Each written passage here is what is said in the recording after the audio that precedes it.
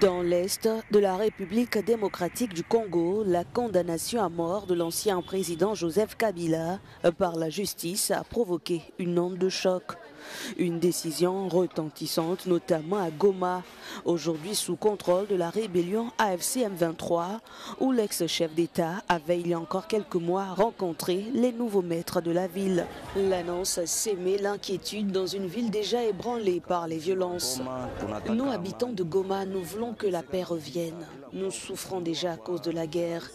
La condamnation de l'ancien président ne va pas apporter la paix. Il devrait se mettre autour d'une table pour voir comment trouver une solution.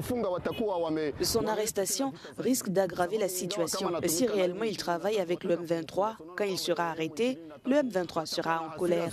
Joseph Kabila a été condamné par contumace par la haute cour militaire de Kinshasa à la peine capitale pour trahison, complicité d'assassinat et participation à un mouvement insurrectionnel. Une sentence qui a immédiatement suscité la colère du mouvement rebelle M23. Et la condamnation à mort du président Joseph Kabila, sous prétexte des solieux supposés avec l'AFC M23, n'est pas seulement une théâtralisation de la justice, mais c'est aussi une violation grave de la déclaration des principes. Dans une région minée par des années de conflits, cette décision de justice pourrait bien fragiliser davantage un climat politique et sécuritaire déjà sous tension.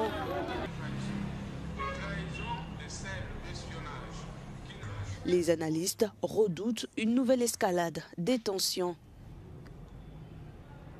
Alors du point de vue sociologique ou politique, avec l'actualité aujourd'hui au pays, toutes les parties prenantes, y compris la communauté internationale, a lancé un appel à la RDC de pouvoir créer des conditions de dialogue à l'interne pour créer des conditions de l'unité nationale par rapport à tout ce qui se passe en RDC. La condamnation de Joseph Kabila, je pense qu'aura un effet très négatif par rapport à l'unité nationale. Cette annonce intervient à la veille d'une rencontre diplomatique majeure entre Kinshasa et Kigali, censée relancer la lutte conjointe contre les FDLR. Mais sur le terrain, de Goma à Bukavu, le scepticisme prévaut. Beaucoup craignent que cette condamnation alimente une nouvelle spirale de violence.